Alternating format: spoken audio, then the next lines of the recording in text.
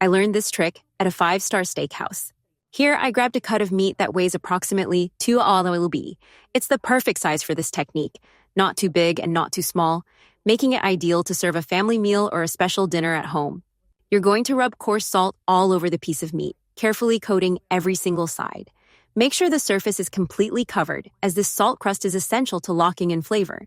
As you do that, press lightly with your hands, applying gentle but firm pressure. Now that all sides are properly seasoned, let's move on to the next stage, placing it inside the box.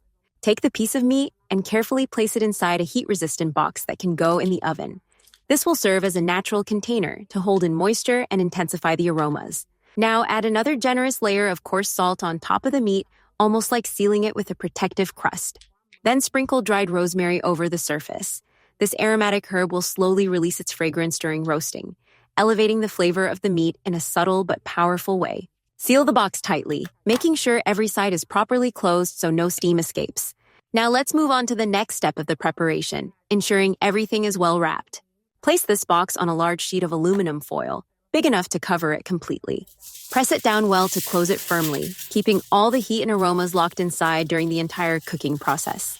Fold the edges of the foil neatly, just as if you were wrapping a gift. This step ensures the package is compact and resistant. Seal all the sides very tightly, keeping the box shape intact and pressing down until it's fully closed. This seal is extremely important. It guarantees that the meat cooks evenly on all sides and that the juices stay concentrated inside, making the final result tender and flavorful. Now place the box in a larger baking pan and bake in a preheated oven at 350 fire hit. Let it roast for about 1 hour. While the meat is in the oven, we'll start preparing the side dish that will accompany it perfectly. I set aside 3 large potatoes, already washed, peeled, and cut into small uniform pieces so they cook faster and more evenly. I put the potatoes to boil in plenty of water, since what we want is a creamy mashed potato to complement the roasted meat.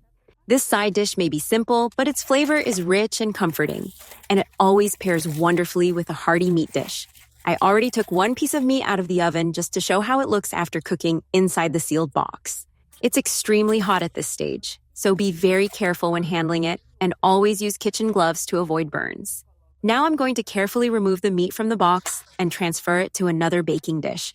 With the meat already in a clean dish, we'll return it to the oven for about 20 minutes so it can develop a golden crust. This extra time in the oven adds that caramelized, flavorful outer layer that makes every bite irresistible. Meanwhile, the potatoes are already cooked through, and now I'm going to drain all the water completely. Place all the still hot potatoes in a large mixing bowl so they're easier to mash. Begin mashing them while they're piping hot because the heat softens the starch and makes the process much smoother. I always recommend doing this step while the potatoes are fresh out of the water, because that's the secret to achieving a puree that is soft, creamy, and fluffy instead of heavy or lumpy. If you let the potatoes cool too much, they become firmer and much harder to mash properly. After pressing them well, you'll already notice the mixture forming into a uniform base. I continued mashing patiently until the texture became silky and consistent. Now stir in 2 tablespoons of butter or margarine, whichever you prefer. This adds richness and makes the mash velvety.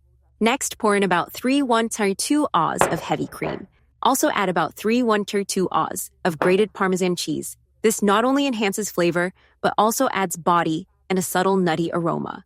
Mix everything very well, stirring until the butter melts, the cheese incorporates, and the cream is fully absorbed. Now that the meat is out of the oven, beautifully browned, I'm going to slice it into portions so we can begin plating. Recipe completed. The meat turned out tender, juicy, and golden on the outside,